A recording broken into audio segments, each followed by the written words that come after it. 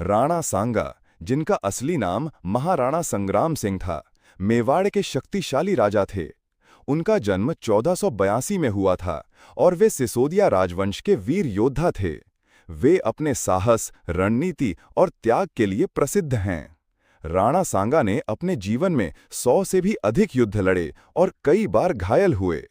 कहा जाता है कि उनके शरीर पर 80 से ज्यादा जख्मों के निशान थे। उन्होंने एक आंख, एक हाथ और एक पैर युद्धों में खो दिया था, फिर भी वे रणभूमि में शेर की तरह लड़ते रहे। राणा सांगा का सपना था कि भारत से विदेशी आक्रांताओं को निकालकर एक स्वतंत्र हिंदू साम्राज्य स्थापित किया जाए।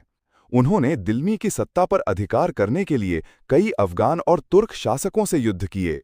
उनके प्रभाव से गुजरात, मालवा और मध्य भारत के बड़े हिस्से उनके अधीन आ गए थे। 1527 में उन्होंने मुगल सम्राट बाबर से खानवा के युद्ध में टक्कर ली। ये युद्ध भारत के इतिहास का एक निर्णायक मोड़ था। राणा सांगा ने राजपूतों की एक विशाल सेना के साथ बाबर को चुनौती दी, लेकिन बाबर की तोपों और आधुनिक हथियारों के आगे हार का सामना करना पड़ा। राणा सांगा की हार का एक कारण उनके कुछ सहयोगियों का विश्वासघात भी था। खानवा के युद्ध के बाद वे गंभीर रूप से घायल हो गए और कुछ समय बाद 1528 में उनका निधन हो गया। राणा सांगा आज भी भारतीय इतिहास में वीरता, आत्म बलिदान और स्वतंत्रता के प्रतीक माने जाते हैं।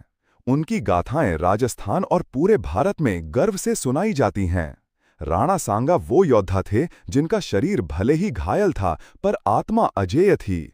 उनका जीवन संघर्ष और साहस की प्रेरणा देता है।